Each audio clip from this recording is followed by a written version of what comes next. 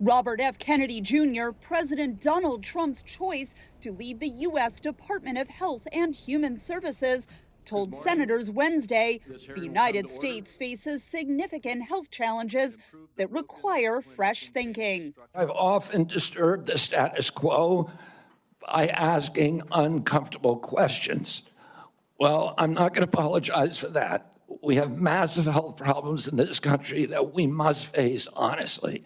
A former environmental attorney turned healthcare activist and author, Kennedy receives strong support from Senate Republicans considering his nomination to lead the $1.7 trillion government agency that controls healthcare that covers half the nation. You represent a voice for an inspiring coalition of Americans who are deeply committed to improving the health and well-being of our nation. But Kennedy faces significant concerns about his past statements about vaccines, reproductive rights, and AIDS. Mr. Kennedy has embraced conspiracy theories, quacks, charlatans, especially when it comes to the safety and efficacy of vaccines.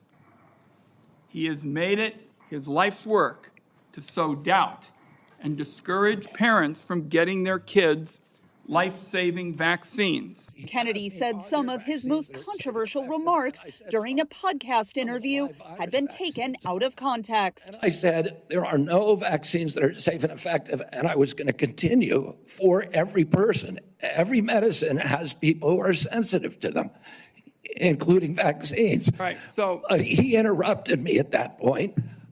I've corrected it many times, including on national TV. Kennedy pledged to support childhood vaccines if confirmed. But senators are concerned about his statements about a range of health issues, including his statements about COVID-19.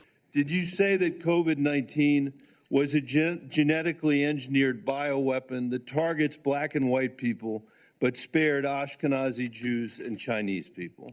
I didn't say it was deliberately targeted. I just quoted an NIH-funded and NIH-published study. His conclusions from a 2020 report have been dismissed by scientists. Kennedy was also asked about his views on key programs impacted by President Trump's foreign aid funding freeze, including PEPFAR, a successful AIDS prevention program. I'd like to know whether you support the objectives and goals of PEPFAR, and would you work with me and my colleagues to make sure that this program continues to provide life-saving antiviral drugs to people who are most in need?